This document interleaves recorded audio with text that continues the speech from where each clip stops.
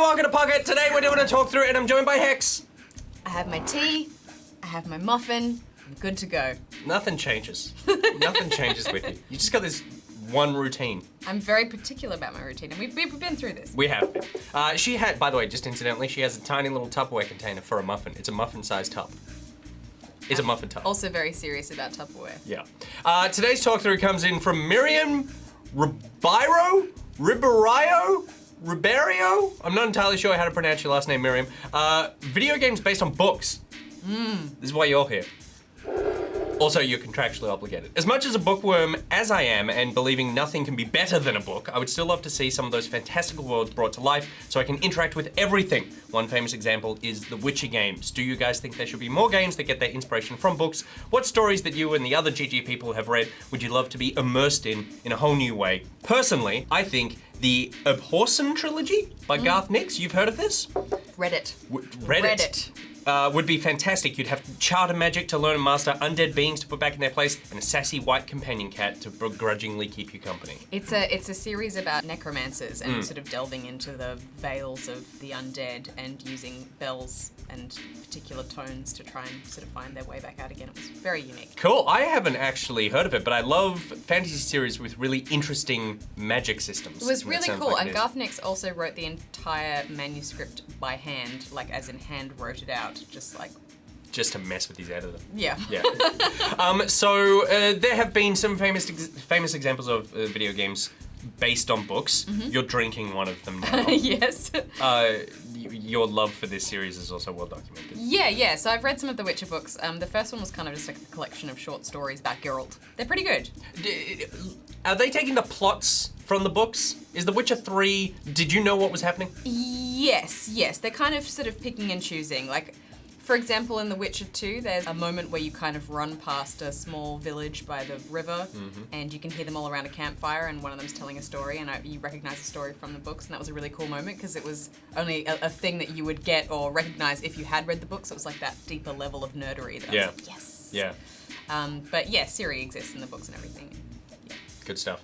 So there have been quite a few games based on books. We did a little research beforehand just to get our facts straight. Sure. Hitchhiker's Guide to the Galaxy, 1984 text adventure. Okay. Yeah? Which would have been your scene back then. For sure. I mean, you would have been a little young. You would have been When was it? 1980? 4. I was not born. You weren't born. I was like, what are the maths? And then I'm going, how old am I? I'm your age. And so, yeah. So, absolutely too young to play that. The Lord of the Rings games. So, one came out, the first game that came out was based on the book, and then the next two games, EA put out, and they were based on the films. Yeah. Which is a little, I would say shitty. Well, because I think they wanted to be able to use the character models that looked like the characters. You want to bank off that Aragon face. It's so true. Yeah. Very bankable. Yeah, very bankable face. Harry Potter has had video games. Again, though, the Radcliffe face. They're pretty much all based on the films and not the books. Are you a Discworld fan? Yes, Weird Sisters in particular were my favorite. Yeah, of course. Yeah. Of course it was. There was a Discworld adventure game in 1995. I would love to see the Discworld come out. It's such a rich universe. Give me an MMO on that. Oh yeah, that would be awesome. Because they're amazing characters. And then obviously you've got Sherlock games up the wazoo. There's a Jane Austen MMO. Yeah, okay. So that would be amazing. Like, I have not played this, but I'm only just realizing this is a thing. But you need to make that game because the one that exists is terrible. Well, I don't think it should be an MMO. I think it should just be like a text adventure or a point-and-click story narrative-driven thing where you have to make choices about, who is the best match. So it's basically Bachelor the video. Way up against, your place in society and love versus, how you'll be received and whether you'll be able to support your family through the match that you make. I could get into this. Yeah. So this brings me to the point, which is what books would we like to see turned into video games? And can I stipulate? This isn't a hard and fast rule, but I would like to encourage us to not suggest games that are RPGs. Right. So okay. that you can base it on a series because I feel like the gut instinct is to go fantasy series RPG, and that there's like pretty much every fantasy series I've ever read could be turned into an RPG. Oh, I know, but I believe you can do it. All right, well, let me just start by saying that one of the coolest worlds that I think I've visited in a book would be by Margaret Weiss and Tracy Hickman, who wrote the very famous Dragonlance series, which was largely quite trashy in the 80s and terrible, but they had a fantastic series when they combined their talents and wrote the Deathgate cycle, which was, I think, a 7-book series that was set in a world that had been sundered by a magical race into the 4 different elements. Yeah. So there was one, the air world was all sort of floating islands. The fire world was set in one of those kind of planetary situations where you live on the planet exists, but you live on the inside of it, and then the suns were in the center of it. Like physically impossible. But wait, so the sun is inside the planet? The sun was inside the planet, and then everyone lived along the inside of it, and it was this really lush jungle planet. Nice. Then there was kind of like the Earth one was kind of an undead. Everyone lived underground, and most people had died, so they'd reanimated all these corpses. Question. Yeah. Where was their sun? The undead world. Yeah. I think it was like up on the surface. Right. Like everyone who lived underground was like they weren't doing well. They were all malnourished and things were bad. Because of lack of sun? Lack of a lot of things. Right, okay. And then the water world was kind of like Little Mermaid kind of castles made out of coral and cool stuff like that. So each book is a different world? Yeah. Yeah, and nice. so then there's one kind of adventurer called Haplo who has all these runes tattooed all over him, and he uses rune magic, and he sort of goes through these worlds and tries to figure out how they all got separated, and you know, they're all starting to deteriorate because the race that sundered them thought they were doing the right thing, but of course, like, it's not working. So he's like, how do we fix this? Yeah. And yeah, it's great. It's so amazing. And it was just such an exciting adventure. And each new world you visited was so like exciting to visit. And all the people that lived there were all very different. And I would love to see that concept visited in a game. I would have said RPG, but we're not saying that now. You're not allowed to say that. So I guess I would say Music game. platformer? That could work. You're on the inside of this planet. Plus, because each one of those environments would be really unique, you could have like an Ori in the Blind Forest, sort of gorgeous watercolor-y art style. I can see that working. Yeah, which would be really nice. Have you ever read the Dresden Files? No. Okay, so this is half. Here's some cool video game ideas, and other half, here's some book recommendations. The Dresden Files is a really great book series about a magician.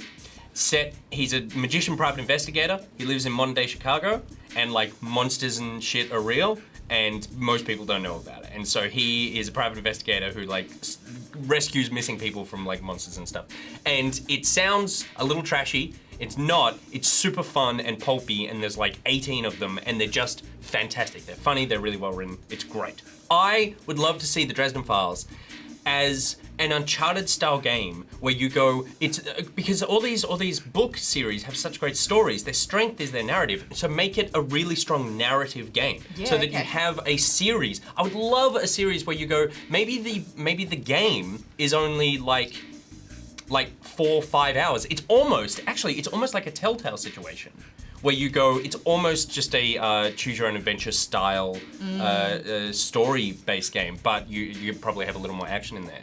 And you could do each one of these stories and you complete like a plot, and that's basically the whole game. And you're a magician and you get to fling magic, and his half brother is a vampire, and he's got a cat, but it's really big, and he's also got a dog, and the dog's really big as well. I'm not doing a good job selling the books, but I didn't write it, so you can go and read it. Like, that's his job. Well, what about like a Dan Brown style Da Vinci Code? I would play the crap out of that. A puzzle game. That is such a good idea. Because that book went nuts. Yeah, People loved that series. And you take Still bring it. They bring out another movie. Yeah, and you take the ideas that these puzzle games where there's a big conspiracy that you end up solving. You jet set all over the world. You're with Amelie, and you just solve all these like awesome art puzzles. And then if you don't know what to do, you press the help button, and Ian McKellen walks out and just sort of shakes his cane at you and talks about. He was the best thing about that film, wasn't he? Audrey Tautou was good, but I prefer when she speaks French. We all do. Don't take the French away. It's the only thing she's got.